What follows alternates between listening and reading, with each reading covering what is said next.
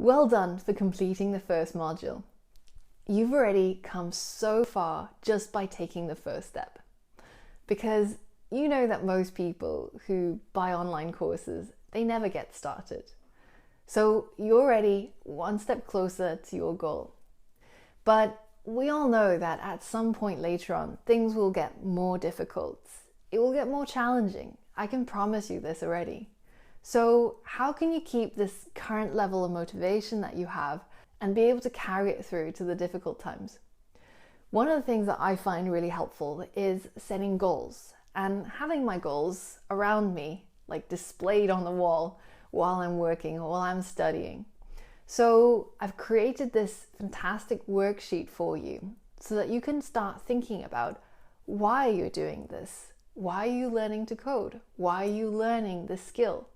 What will you be able to achieve once you've mastered it? And what would your life look like once that happens? So head over to the next lesson, fill out the sheet with your answers, and then print it out and put it somewhere where you can see it. So that when things become difficult and when your motivation takes a nosedive, you can have a look at it and remind yourself of why you're doing it in the first place. So head over there now.